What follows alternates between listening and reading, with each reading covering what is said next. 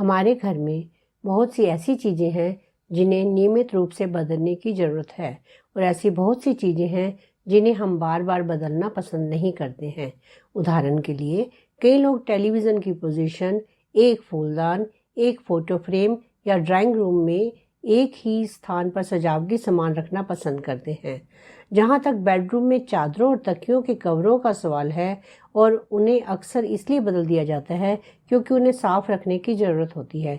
लेकिन आपके पिलो तकिए का क्या?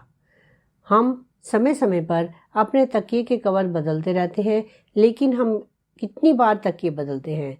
अपने तकिए को समय समय पर बदलना स्वच्छता की एक अच्छी आदत है, लेकिन हम में से कई लोग ऐसे होते हैं जो उनमें बहुत ज़्यादा जुड़ जाने के बाद भी उन्हीं पुराने तकियों से सालों तक चिपके रहते हैं।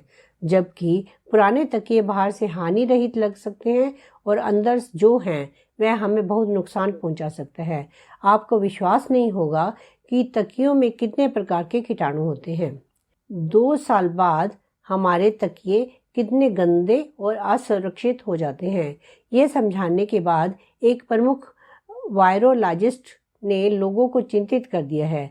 अगर आपका तकिया 2 साल से ज़्यादा पुराना है तो इसके वजन का 5 से 7% घर की धूल के कण, बैक्टीरिया, टिक्स, पसीने के धब्बों पर उगने वाले कीड़ों और दूसरे कीड़ों का मल, स्किन के डेड सेल्स, बालों का डंडफ है।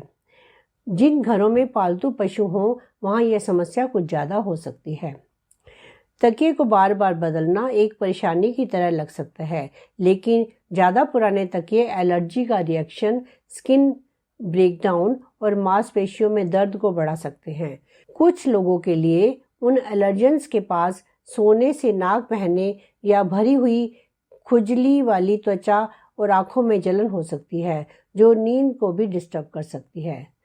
बाल, चेहरे और बालों के तेल, पसीना, थूक और अन्य गंदगी भी तकिए के जरिए रिस कर आपकी त्वचा छिद्रों को भी बंद कर सकते हैं और सेंसिटिव त्वचा वाले लोगों के लिए स्किन प्रॉब्लम हो सकती है। तकिए और तकिए के कवर को किसी अच्छे डिटर्जेंट से बार बार धोने से समस्या कुछ हद तक कम हो सकती है, पर इसका असली हल तकिए को बदलना ही होगा। एक और महत्वपूर्ण बात यह है कि सोते समय तकिए आपकी गर्दन और सिर को सहारा देने, मांसपेशियों के तनाव से राहत और स्वस्थ रीढ़ की हड्डी को अलाइनमेंट को बढ़ावा देने के लिए होते हैं। एक तकिया जो समय के साथ शिथिल या चपटा हो जाता है उसे बदलना ही ठीक होगा, क्योंकि वो आरामदायक नींद देने के बजाय नई समस्याएं बढ़ा सकते हैं।